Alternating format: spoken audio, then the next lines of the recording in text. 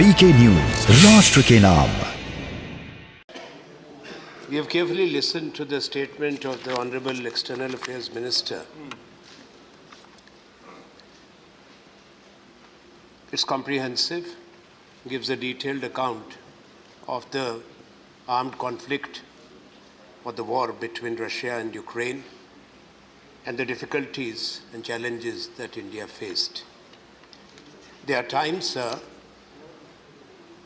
when country faces such challenges, even away from the armed conflict or military conflict, when India in the past and now speaks in one voice, the concern of our country was about our students, our citizens, and one thing is appreciable and commendable rather, that the work that has been done by the Ministry of External Affairs, our diplomats, our missions abroad. It is not easy. It's an evacuation in the war.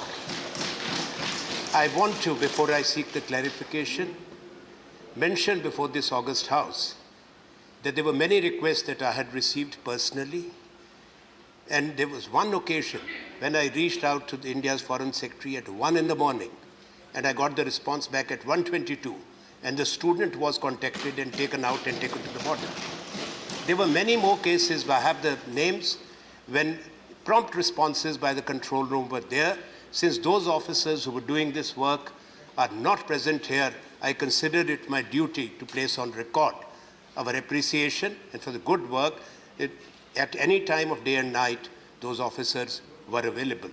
Sir, I am also proud as an Indian that our country has once again reaffirmed its sterling record in such situations when Indian Air Force and Indian Navy has risen to the occasions.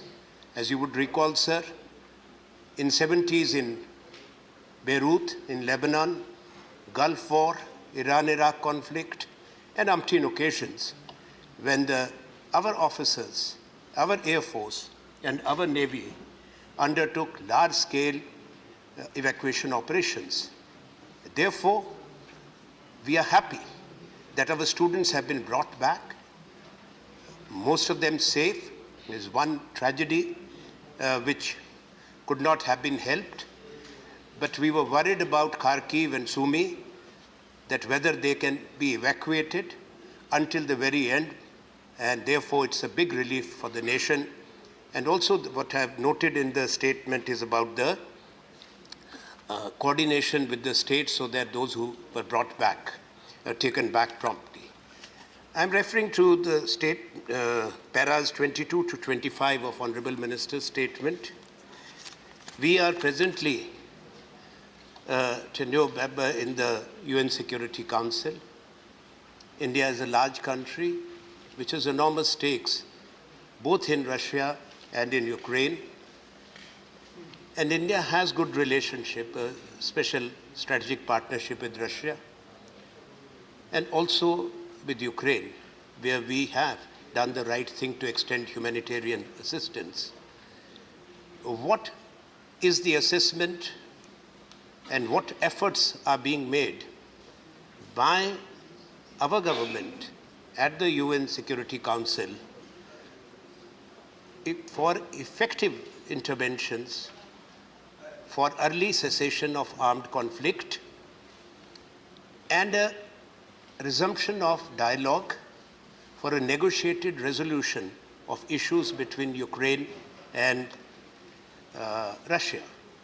I ask this question, sir, because knowing fully well that diplomacy is not loud, everything sometimes is not stated, but I hope that we are making the efforts and we would like that reassurance. And lastly, sir, the statement does refer to para 24 in particular about the fallout on India and the major economic implications. There are two aspects. One is related to the economic fallout due to the high oil and gas prices, to what extent it affects our energy security. Yes, it upsets the budgetary calculations. We all are conscious of that, which is based on $75 per barrel of crude, but this shot up to 130. Anand ji, please be. I'm concluding. Please. Equally important and a matter of concern for India would be, though the Minister has referred to that, touched that, about our defense supplies, because we are dependent to a large extent, and from both the countries, mainly from Russia. In a war, they are bound to be disrupted. We also face threat on our borders. How we take timely action to ensure that there is no disruption. Thank you. Thank you. Thank you, ma'am. Please, माननीय सदस्यगण, क्लेरिफिकेशंस के लिए नाम पहले से आए